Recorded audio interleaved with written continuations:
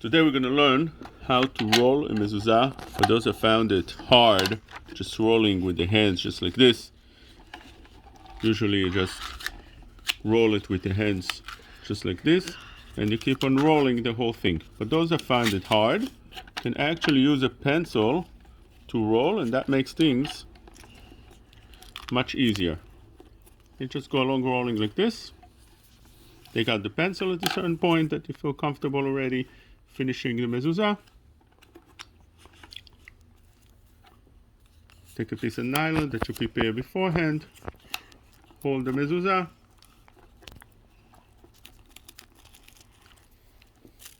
Once we're done, we tape it.